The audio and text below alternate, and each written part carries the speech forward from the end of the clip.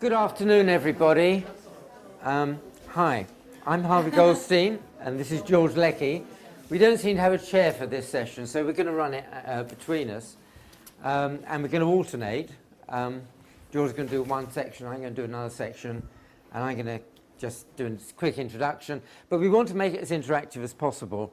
So when you want to kind of interject anything, just indicate, and we'll try and stop, and people can make comments or ask questions or whatever. So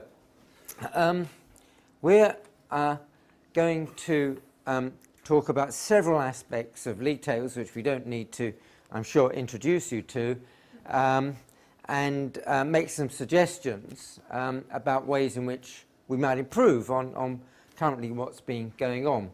So just a very brief history. These first came in terms of ranking schools by examination results in the early 90s, and since then become increasingly complex, introducing new outcomes, Key Stage 2 measures, Key Stage 1 measures at one time, Key Stage 3 measures, which is now gone, A-levels, and the actual details that go into the tables, as we'll show you, have also become more complicated.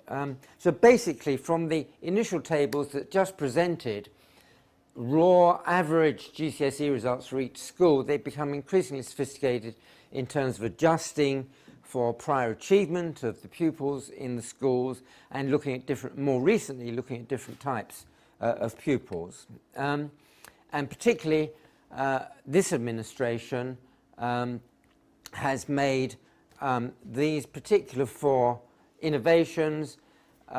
They've looked at so-called expected progress measures, which we'll take you through, so-called floor standards targets, these are kind of so-called minimum targets that schools are meant to achieve, looking at the difference between privileged and underprivileged, or rich and poor students, and what schools are doing to try and change that gap, and again, reporting results by different amounts of prior achievement.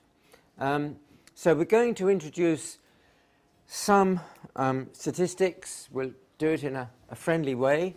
But in order to be able to understand these tables, you do have to understand some of the statistical issues. But they're not, well, they are in a sense obviously technically complex, but we're going to present them, we hopefully, in non-complex ways. So, George, over to you for the first section. Thank you. So I'm going to cheat here slightly. So rather than introduce the official Department for Education's website's league table, I'm going to show you a small video on YouTube, which the Department for Education have put there, which explains in 2 minutes what their tables are about, if the technology works. Welcome to the Department for Education's Performance Tables website. Here you can find the performance information for all schools and colleges in England, search for a school and compare how it's doing with other schools in the area. Let's have a look at a few of the functions. If you're interested in, for example, secondary, then type in your postcode and select the distance. If you want to, you can list the schools in your local authority, or you can search for the schools near where you live.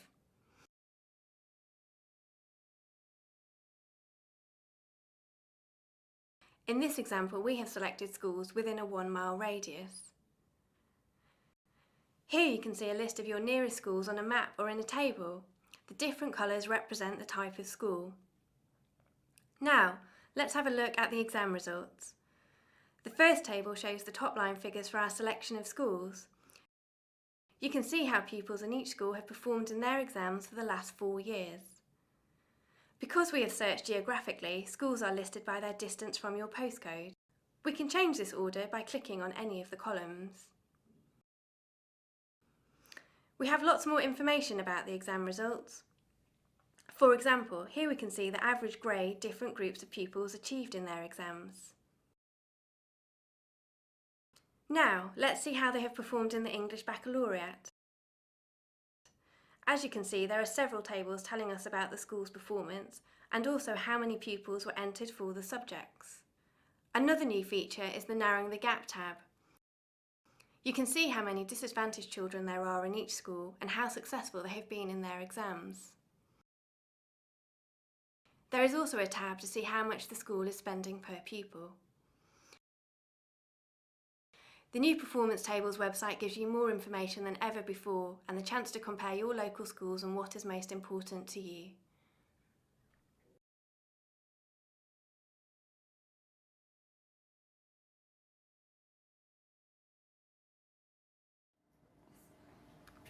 If you don't like that film, you can obviously tell them about it as well. But anyway, that's a kind of little whirlwind tour of the department's league tables. But the thing to note really is that there's a huge amount of data now being published, all these different dimensions of school performance. And you can see the many different tabs that you can go to look up different statistics. But if you're aware of school league tables and the information published in them, you haven't necessarily gone to this site. Okay? An awful lot of people will be aware of the statistics through the media instead, maybe through BBC website or often newspaper supplements in national and local press. Even in schools' promotional materials, they might mention their exam performance. But here we see the BBC's website, and they're only displaying 4 measures of school performance. So they've picked 4 from the government's hundreds, if you like. And actually, different media outlets will publish different indicators. There's not even complete agreement within the media as to what they think is the most important. Okay, so that's what school league tables are. We're now going to go through some of the measures in a bit more detail. So it's over to Harvey again for this section, then I'll come back on. Oh, I thought you were carrying on, George. That's right. Okay. Any questions? Not yet. We haven't really got to the meat yet, I guess. As George showed you, the kind of basic tables are just, for example, showing the raw percentage of A to C's, the pupils, the end of Key Stage 4, with achieved for 5 or more GCSEs. And this is shown over time. So each year since 2009, and the idea is you can compare how schools, individual schools, are changing over time. Now, what's interesting is the DfE do on their website show some important health warnings. So each year, a group is made up of different pupils with different prior attainments.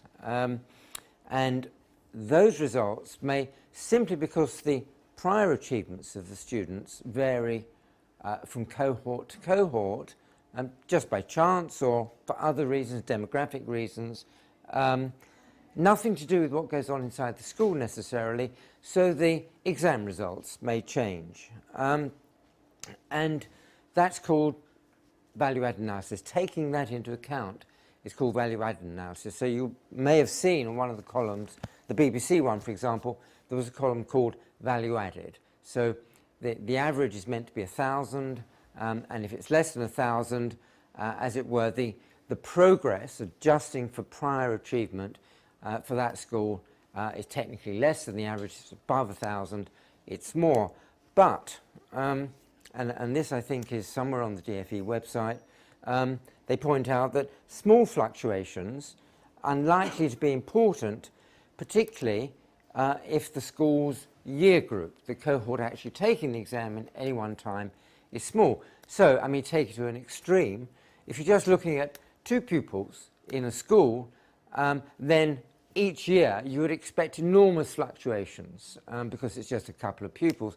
Whereas if it's 200 each year, it's likely to be more stable over time. You're getting at something that is more a stable characteristic of what's going on in the school. So there's the issue of small numbers. And, for example, if some of the cohorts are very small, I can't remember the cutoff. It's different for different things. I think 6 or 10. 6 or 10, I can't remember.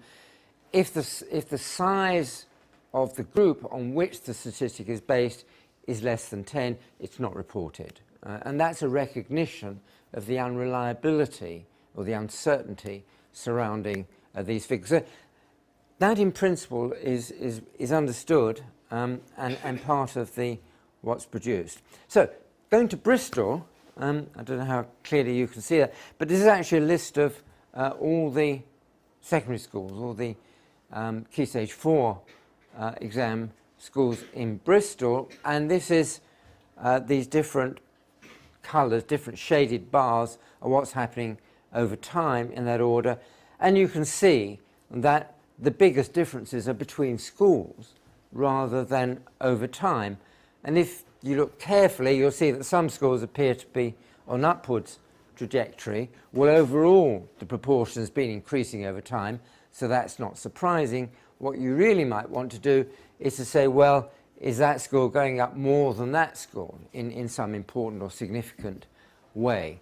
I don't think there are any schools here where it's going the other way particularly, but some are fairly flat. But again, you have to be careful because some of these represent rather small numbers in any one year.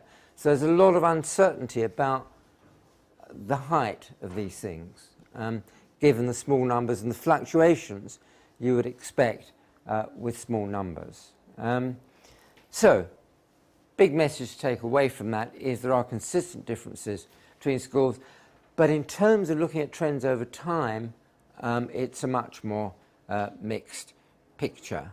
And the other thing, of course, sorry. But the horizontal line is the national average. Yes. So you can see how, how Bristol schools are doing.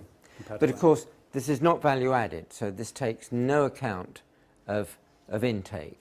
So you shouldn't take this away and think, oh, that's a statement about, a comparative statement about the schools in Bristol. So if you're interested in maybe choosing a school on the basis of exam results, that's not what you want to look at. If what you want to look at is how well schools do in terms of the progress of their students, because there isn't a sense of progress here, of where they start from, what they bring to the school in terms of their achievement related to the output. Okay, I mean, the English Baccalaureate was mentioned in that video, and that's just a definition of it. It's not obviously a qualification in its own right, but it's argued that this core of subjects is in some sense important, particularly if you're going to university, or at least the prestigious universities. So I don't want to say too much about the EBAC, because it may or may not be a continuing feature, but this is just again a look. This is the national average again here, George, and you can see on the whole again this is not adjusted, and Bristol schools compared to the previous one are doing quite more. They're more below the average here than, or appear to be, than they were before. So this is this. Sorry, this. So the blue is the 5A to C, and the red is the EBAC. Entered for the EBAC. Yeah. The green is the percentage. Yeah. So actually, two schools.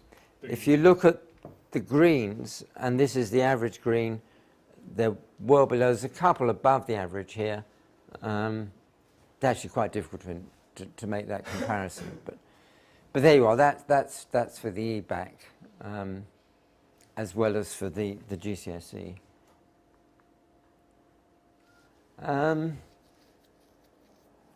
And these are just the different percentages. I'll sort of go through that quite clearly. That actually entered for the EBAC.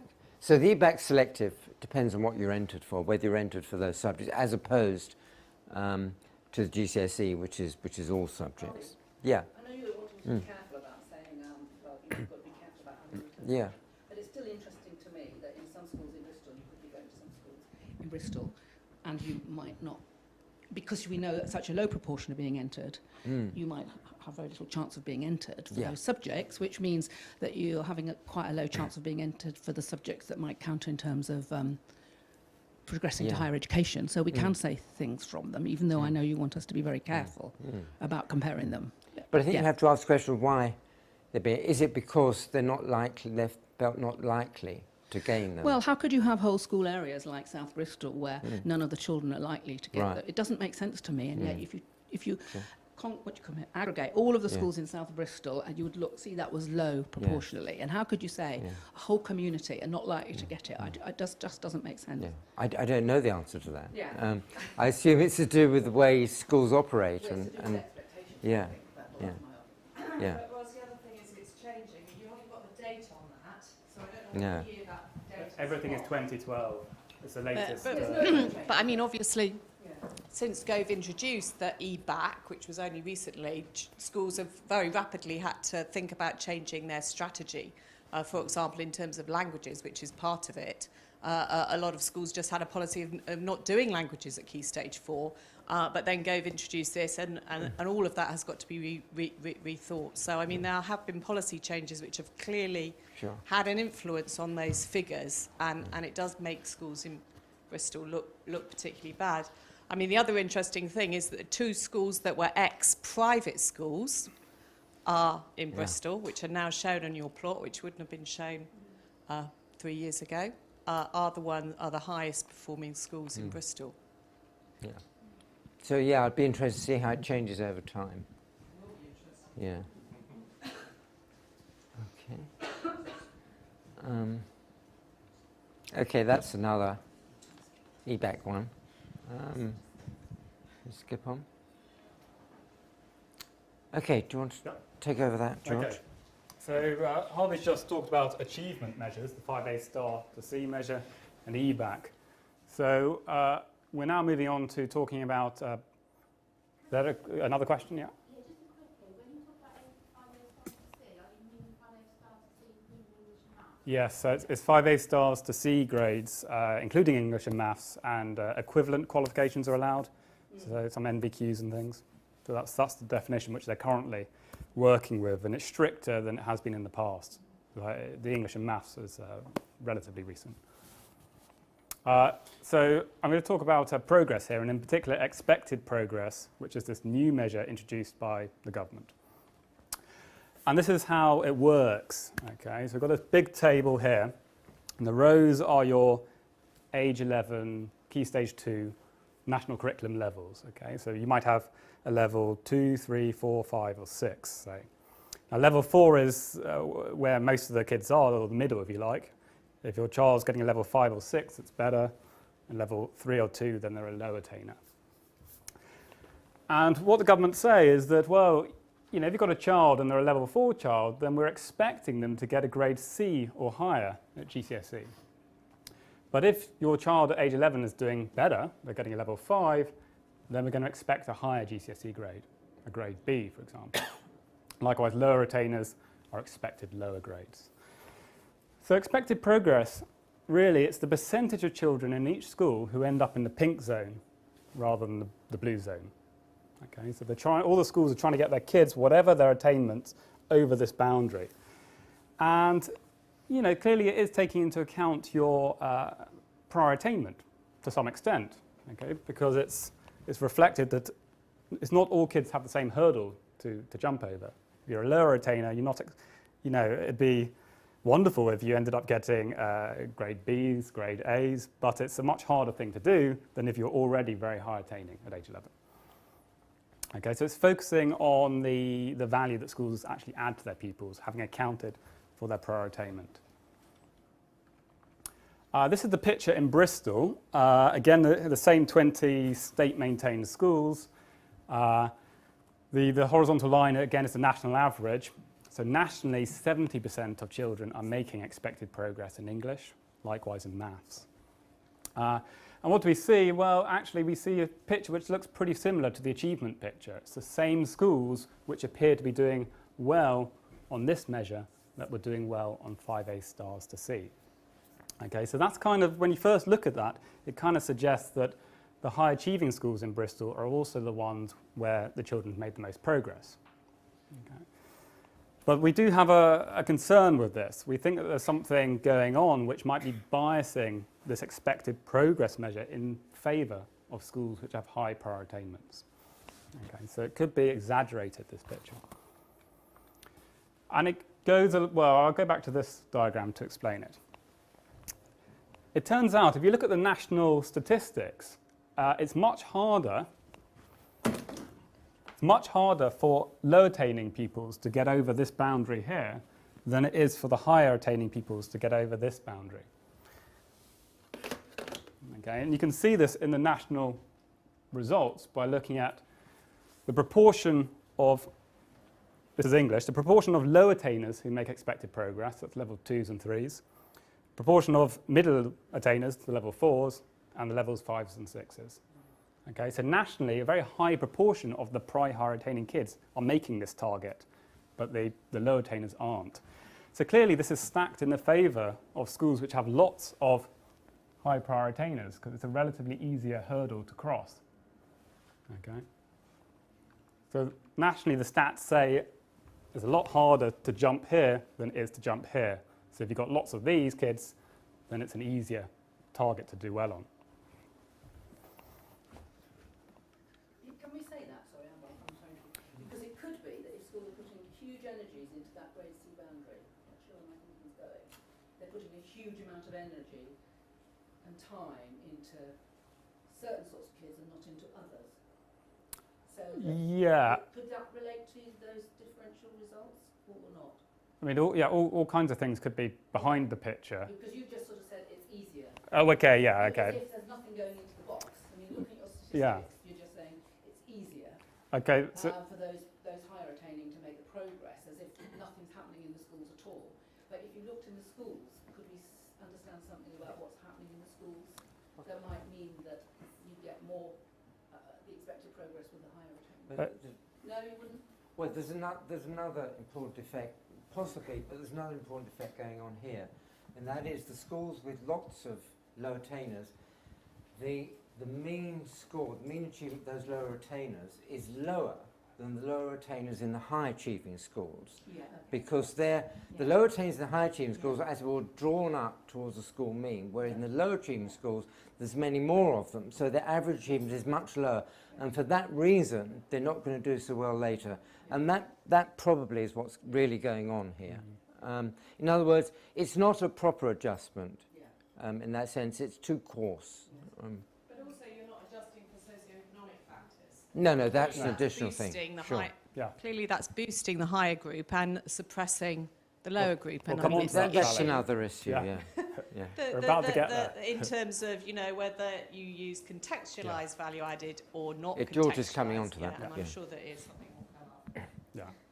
So I think, so just saying that nationally, a much higher percentage of these kids get over this boundary than those kids get over that boundary. So if you've got lots of those, you're probably going to get a low score. That's all I'm I saying. mean, the other thing is that they're not expecting, if you've got level 5 and level 6 there, Yeah. they're that's not a- expecting those students to, equivalently have a higher grade. They're not expecting them to have an A grade, for example, are they? Yeah, so that's the thing. This is somewhat... It is slightly biased at that end. Yeah, so this line's been decided by someone that this is where we're going to draw it, and it could have been decided differently. And if you move it around, it's going to favour different groups. But where it's currently sat, it looks like it favours the high attaining schools. And A stars has been a particular issue in the media recently Yeah. in relation to state-funded schools and how few students are reaching those grades, even though they should have been on the basis of prediction from their. It's worth mentioning, this issue was pointed out to DFE 18 months ago when they first published this, 2011.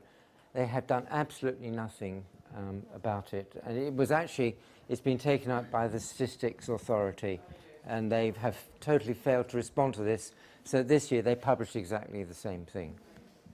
Can I make a comment Yeah. about the data that was used to create this line has to have been from pupils who sat these,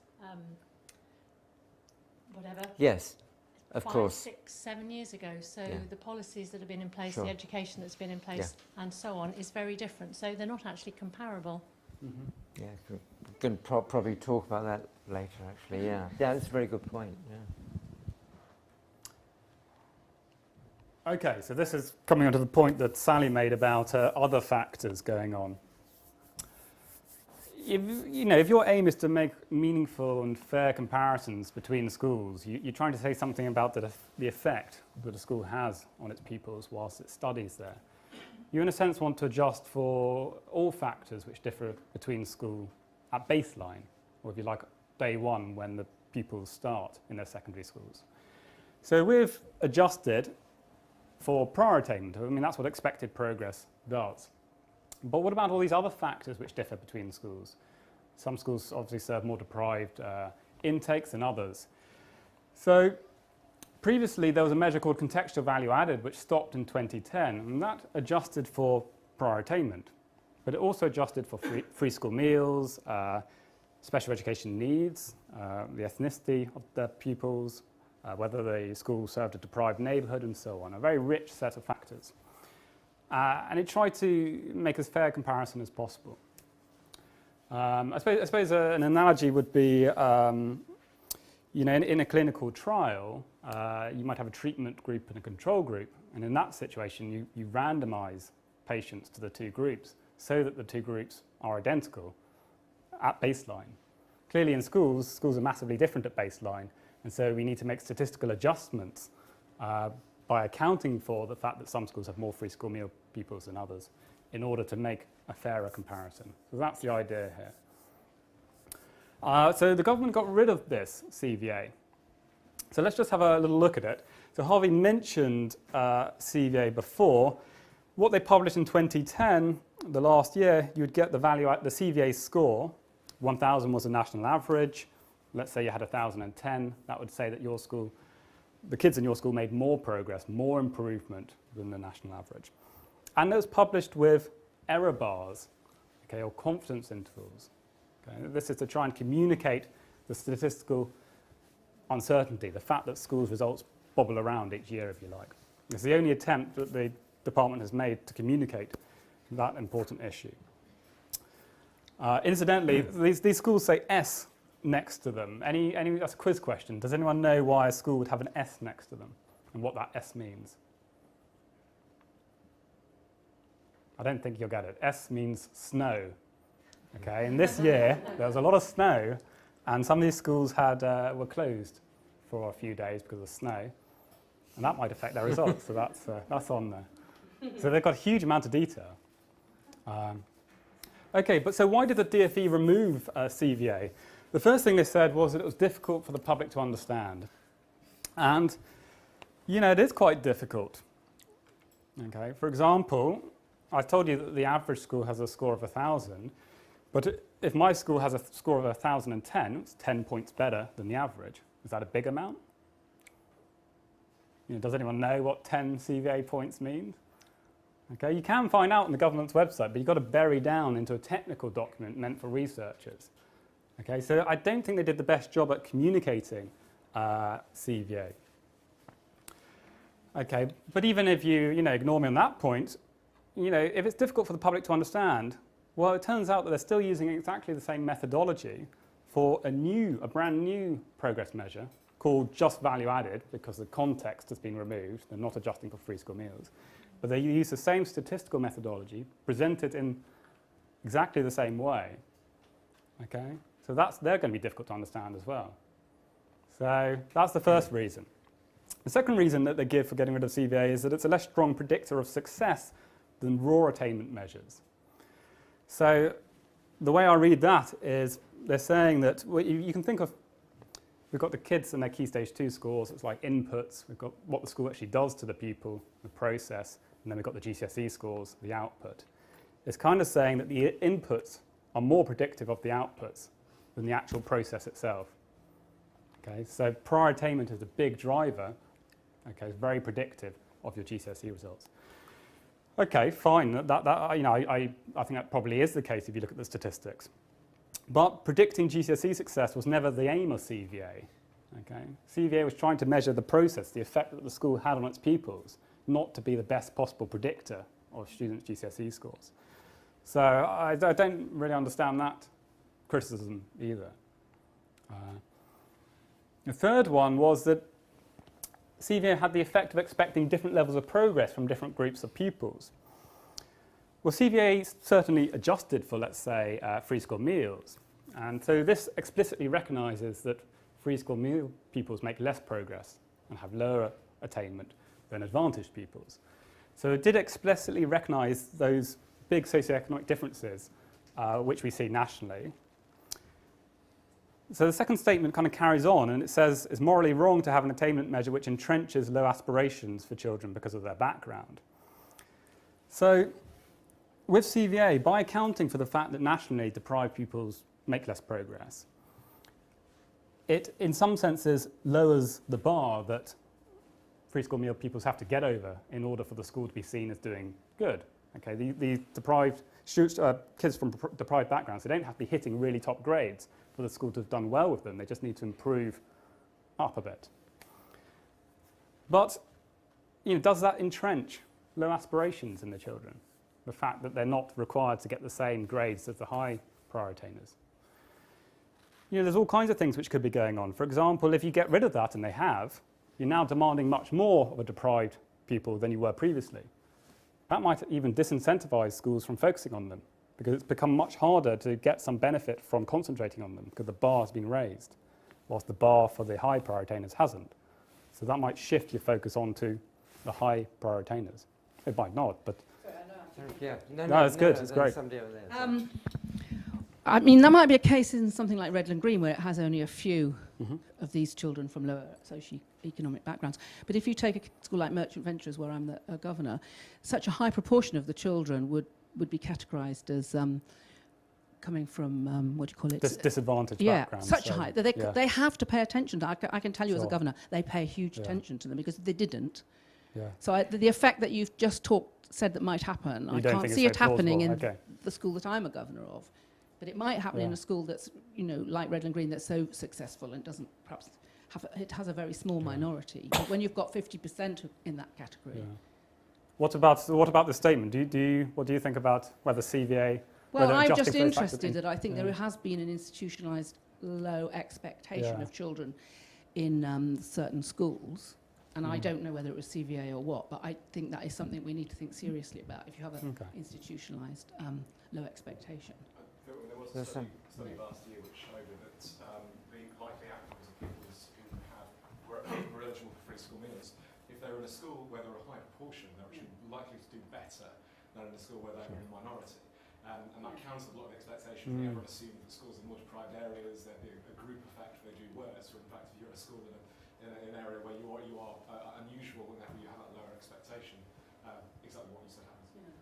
That will actually be explicit from next year, because they are now, another new thing that they've decided to do, which I think is actually quite a good thing, is that they will be presenting value-added scores, just straightforward value-added scores, but for different groups of students. So, for example, disadvantaged students, you will be able to see compare across schools how disadvantaged students are performing in terms of progress. So that will, and just as Ros was saying, schools will not be able to avoid focusing on those groups, because typically they're negative. We're going to be saying something about this. Yeah. Somebody else wants to come in. Is it not true that they already report levels of progress according to attainment bands? That's something that we're going to come on to, reporting results by, and that has implications as well. Actually, George is too modest to say so, but I think another reason is that in 2009, George did a very nice analysis which got published before the election, which showed that when you compared the ranking of different types of schools using just value added, which they've gone back to, or contextual value added, under contextual value added, the grammar schools, selective schools, did worse. They did so. That's my reason for the government then switching back to this. Anyway, that's as may be. Okay, I'm taking it up now. Okay. All right, we've had a little discussion about this. So it is, I think, for me, the issue is that actually what you're doing in trying to kind of rank schools after adjusting for whatever you can adjust for is to try and get at the things that schools themselves can be held responsible for, and to use that as a marker or screening instrument for deciding whether there's anything more that one need, not for kind of judging schools, but for deciding whether or not there's something going on in the schools that needs further attention, maybe through special inspections. In other words, not regarding the league tables as kind of diagnosing what's wrong with the school. They're only really kind of screening instruments. So adjusting for all these things is not a kind of a verdict on the school. It's not sort of one thing or another. It's another bit of information that might be useful. Yeah. Can I just ask, is there any discourse on resource allocation for schools that aren't doing well? I don't know, but for example, if you're thinking of second language learners of English, where they're underperforming, and might they look at that and think, well, we need more resources into these schools, or is there no conversation on that? Yeah. Well, there's the pupil premium, but this is based on not on exam results, as I understand, but simply on proportions of disadvantaged children, basically, I think. Although, the other side of it is, of course, we are moving to a situation where schools and teachers are going to be paid by results, which is the other thing, which is not compensating for poor value added, but rewarding for improved, for high value added. So that's actually a counter thing that's going on. So it's actually, I'm not sure there's a great deal of joined up thinking out there. But, sorry. Just on that point, I mean, it is interesting that in England it's assumed that resources are distributed fairly, but of course that's not the case in other countries where there is inequity, for example, in China and also in Chile, where they are introducing accountability systems, very stringent accountability systems, using similar sorts of measures, but Talia's point is absolutely right. If schools are not getting the money that they need in equal terms across schools, then that makes this sort of information very unfair when it's publicly made available. Yeah, I mean, I would just, sorry, can I just add to that? Schools are mainly funded, I understand, based on the number of pupils that they have. That's one of the biggest drivers of that. So if you publish this sort of information and that drives parental choice as to where they send their children, then that's going to impact on the resources that school gets. So what you're publishing is a real driver of what resources that school is going to get. We're not publishing it. We're not publishing He it. publishes it. But the next slide sort of comes on and does respond to Sally's point, I think, and that this is the publication by, as it were, what's often called differential effectiveness. So rather than just making some simple sets of adjustments for prior achievement, you look at how a school is doing in terms of adjustment, but adjustments that work differently perhaps for low achieving children and for high achieving children. So a school where children are making high progress, if they're low achievers, if you look at the high achievers in that school, they may be making less than average progress. This kind of differential effect is actually rather important. A lot of research that people like Sally and co have done in the past has shown that this differential effectiveness does in fact exist, and it's rather important because unless you take into account, you're just kind of averaging for a single school over quite complex things that are going on underneath. The problem with that, and you can see it already in the published tables, is that when you start doing that for individual schools, you start getting down to very small numbers. So going back to what George was saying, you've got a school, what Ros was saying, with very small numbers of low achievers or very small as high achievers, anything based on just that group is probably not worth the paper it's written on, because the margins of error are absolutely enormous, even if you average over several years. And again, even worse if you're trying to look at trends over time. So the best you can do is to look at this, as it were, across the board, an aggregate for perhaps different types of schools. But when you get down to individual schools, my guess is this simply isn't viable. Doesn't mean to say it won't be done, but will be very important, if it is done, to recognise or to publish the uncertainties surrounding any of those estimates. Okay, so this is what this is saying. And again, this question here of entrenching the aspirations of children because they're back, it's a different issue. I mean, that's to do with teaching and the way schools are run. It's not to do with the way schools are judged, although, obviously it's difficult to separate those two. So, and I think this actually basically repeats some of the stuff that George was going through earlier. Yeah, Talia. It seems to me that they're confounding aspiration with performance. Yes. In a way as well. I was quite shocked to see that. Yeah. It's quite a strong claim. Oh, and this is continuation of reasons for ending CVA. I don't quite understand this. I think it's back to front. I think that's that's right. It's not ranking them on ethnic makeup. It's adjusting for that. You adjust for it, and therefore you don't rank schools on. Yeah. So it's not quite sure what that means. We're confused. Okay. George. Jump on. Do you want to sort of take them through that? No, just jump. You can jump onto the next slide because we've got limited time. Complicated. Floor standards. Now, this is a new thing. This is okay. Right. The floor standard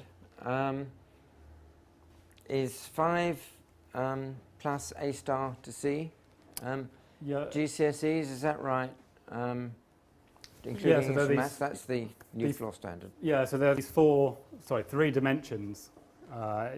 You're basically judged to be underperforming if less than 40% of your kids get 5A star to C grades. If you're in the bottom half of schools nationally in terms of expected progress in English, and in the bottom half nationally in terms of expected progress in maths. So it's 3 indicators, and if you're below the floor on all 3, then you're underperforming. Yeah. And that's 7% of schools. That's the 7% of schools. And floor standards are rising, so it's expected to increase to 50%. Yes. Yeah. That's the aspiration, Yeah. Okay, so if you were just above this year, you might, because they're rising, nothing happens, you might fall below it next year. I think around 22% of schools would be underperforming if this was imposed today. So the hope, presumably, is that exam results improve more rapidly than the floor, chasing them upwards. So. Yeah. So, and this is related to kind of Ofsted judgments about failing schools and so on. And of course, you know, Ofsted, when their inspections, make great use of all these tables. So here's Bristol schools. Okay. So the three different colours are those 3 different criteria. Is that right, George? And Bristol schools don't appear to be doing very well. What are these open circles? Yeah. So you want to get at least one of your circles over the line. Yeah. Okay, that's the idea. Okay. So if all 3 are below, then you're underperforming because you've failed on all 3 dimensions. Yeah. So I think the point is just the comparison of those first 5, where the 4th one is judged underperforming, but the other 4 aren't. Yeah. And are they so different? Yeah. So there's a kind of, it's a rather kind of crucial statistic to all 3 underneath. But that's not the real issue. The real issue is in this slide. Now, you're dealing here with an extreme group, and you're dealing with small numbers. Okay, 7% of schools, but within any one school, there's going to be maybe small numbers that are sort of achieving these different levels. So what we've done is kind of looked at the position of the floor standard in terms of, these are percentiles, aren't they? The percent that actually, theoretically, would meet the floor standard. So down here, with a very low floor standard, okay, this is the percentage of schools misclassified. So what we call the false negatives.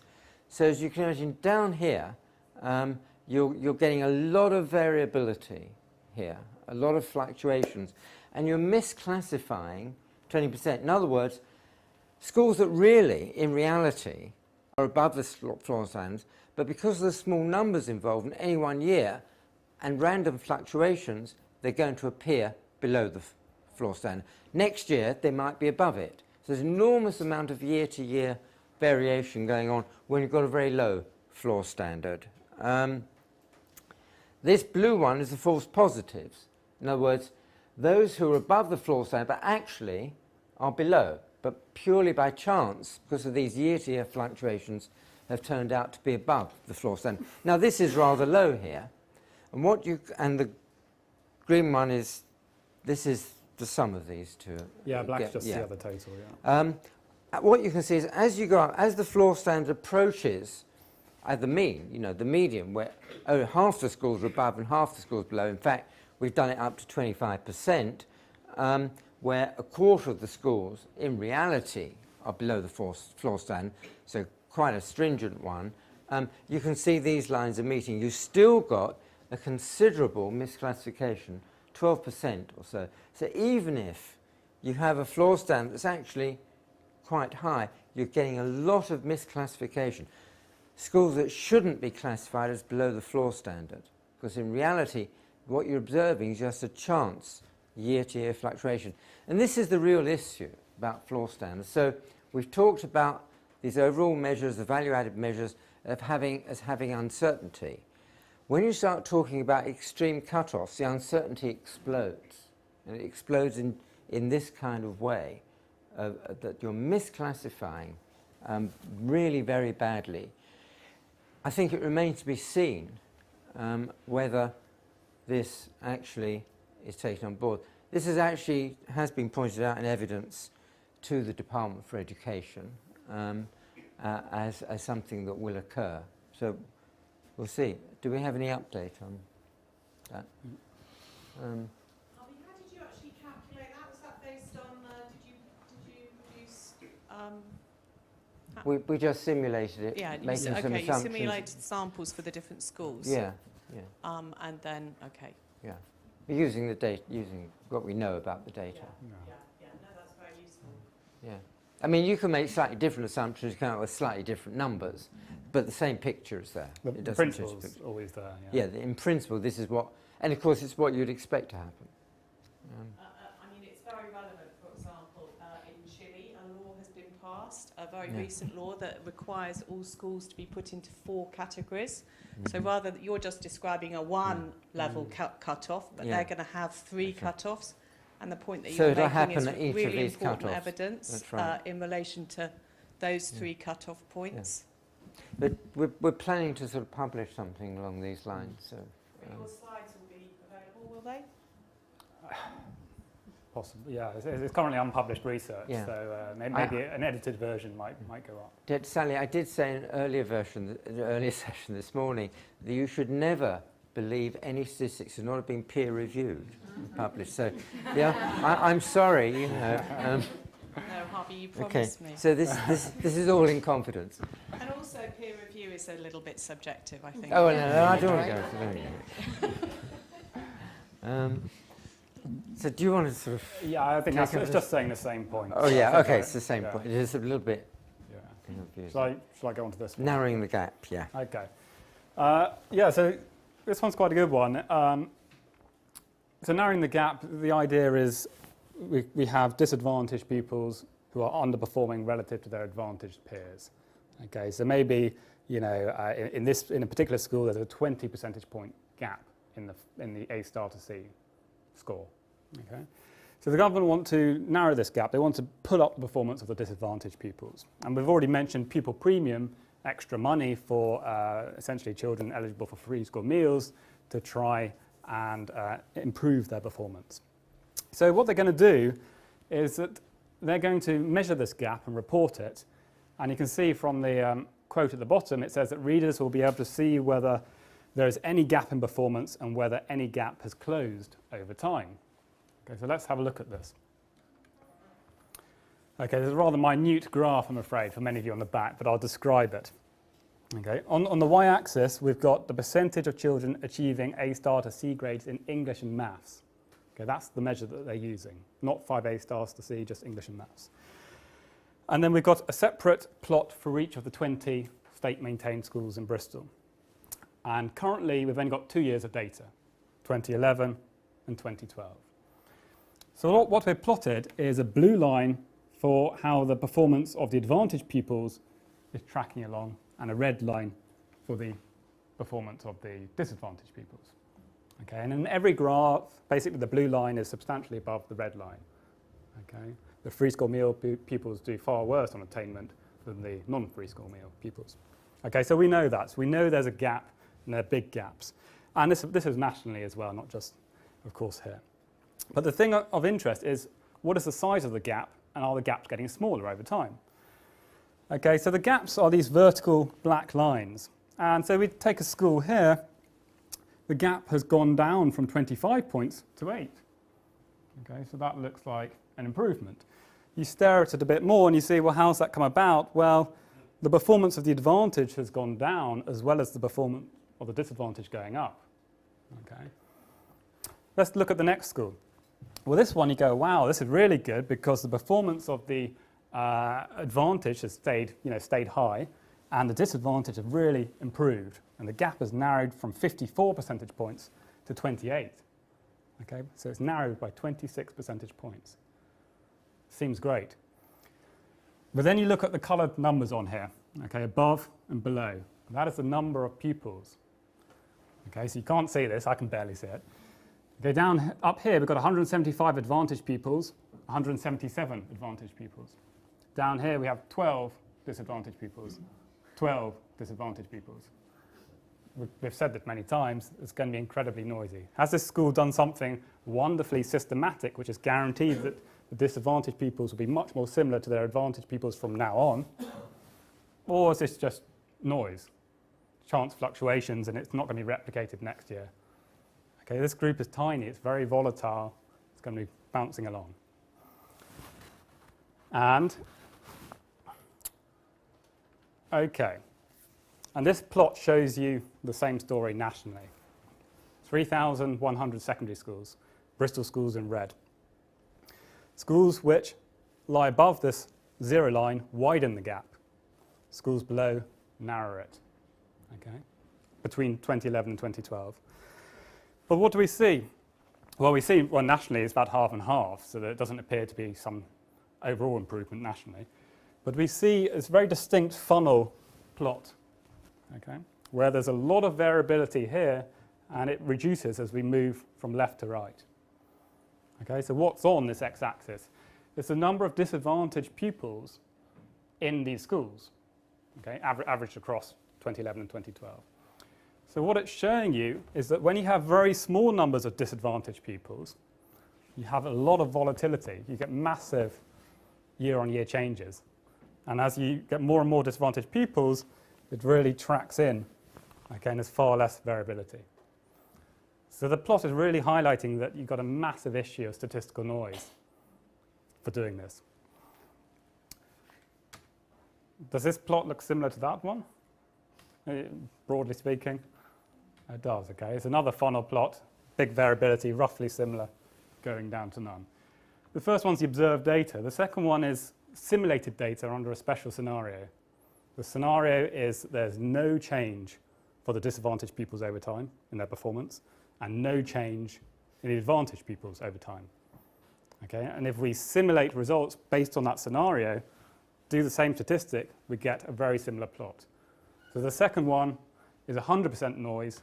The first one is a combination of noise and, there will be some systematic improvements or worsenings.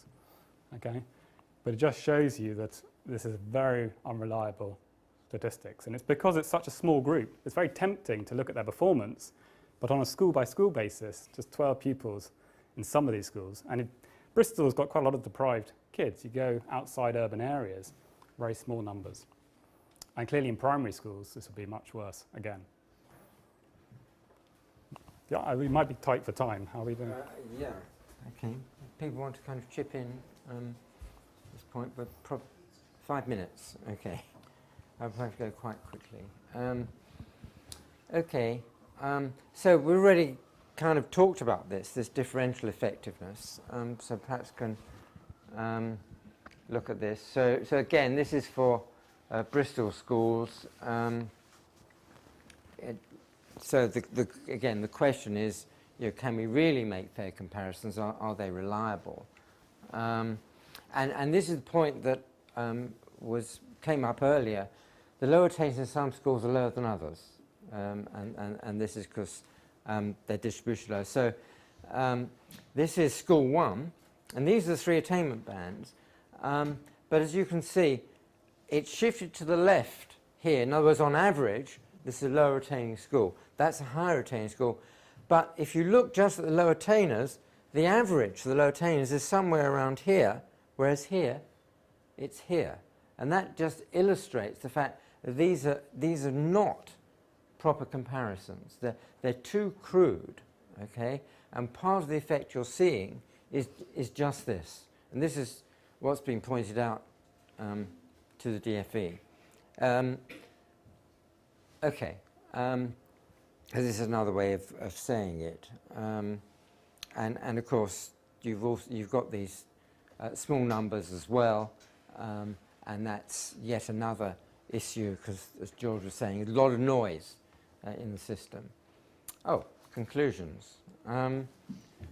Right. Okay, I guess we've covered most of these. George talked at length about the expected progress and the problems with that. Floor standards, we've just gone into, the real problem of misclassification, and the narrowing the gap, and how a lot of this may just be noise that you're observing because these very, very small numbers. And this last one about the coarseness of these expected achievement bands. So a few references, people want to pick them up. So we've got just a couple of minutes, I think, for more, sort of somebody there. If expected progress is biased in favour of high attaining schools, does that make that data, does that change the way a parent should react to that? I mean, if it were adjusted, would that be giving the information to a parent in the selection of a school that they actually needed? George, do you want to? I mean, it's about the purposes of the statistics. Is it there in terms of accountability at the whole school level, or is the purpose to provide parents with the best possible information for the selection of a school? It appears officially that it's for both purposes, but George and I have done a lot of work on this, because in terms of, for example, school choice, as somebody else here pointed out, what you're doing is predicting the future, because this applies to a cohort of children who finished their schooling or finished Key Stage 4 last year, if you're lucky. But actually, if you want to choose a school, you're trying to say something about what's going to happen in 6 years' time. And schools change markedly over 6 years. There's an awful lot of change.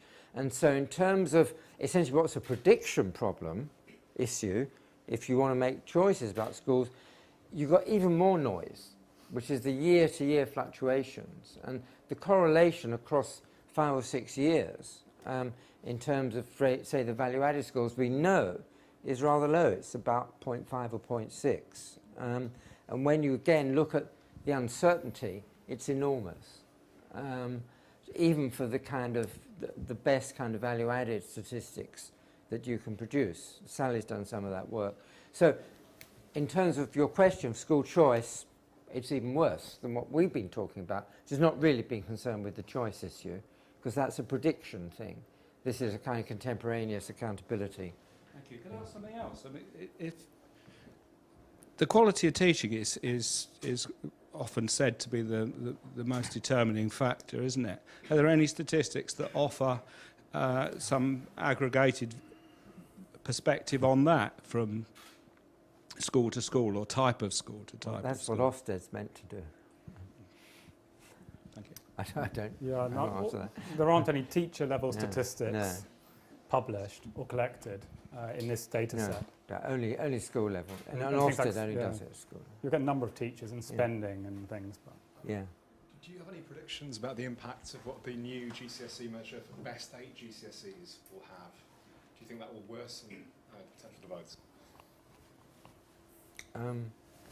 I mean, it won't change anything in principle. However you cut it, it doesn't, you know, the same issues are there. Yeah. I mean, I think a lot of the changes were kind of intentioned. I don't want to be too negative. I mean, the idea of seeing how disadvantaged pupils are doing and wanting to close the gap is obviously wonderful, yeah? And reporting results for different subgroups because you think schools do different things with different subgroups. All of these things are very appealing, but I think there's just a lot of statistical concerns with doing this, particularly on a school-by-school basis. Just the noisy statistics being a big one. 1 minute left. Well, I'm just curious, are you optimistic that policymakers will understand the narrowing the gap, that, you know, the two plots that you showed of noisier data when you have fewer numbers? And so I just wonder whether policymakers will understand that, you know, obviously there's more variability when you have lower numbers, or is that something that you think they won't get? An interesting research project that you might like to undertake is to go and interview them. Can't avoid it. On that point, it's interesting that there's an equivalent table for schools which looks at parent views, a new website that looks at parent views and has information for all schools in England. I was looking at it the other day and I noticed that the minimum number of cases that could be reported for a school had changed from 6 to 10 on the basis of complaints by parents. So they didn't want to have the results reported if there were less than 10 parents actually completing the questionnaire. So there is some pressure out there, but I can imagine that the government will not say, right, we're not going to publish anything if there's less than 50, for example. Well, and the other thing is that you can put confidence intervals around, can't you? Sure. For small samples. And not only that, in multi-level modelling, there's also bootstrapping methods, I think, that can, when you're looking at small samples, you can use some methods to deal with small samples. Well, I mean, the whole issue of putting confidence interval uncertainty estimates around, I think, is the crucial issue here. But if you started doing that, you then wouldn't publish the data because they'd just all be overlapping and you couldn't. So you know, there is this, I mean, it's interesting, people talk about the government, but actually this is the English government. Yeah.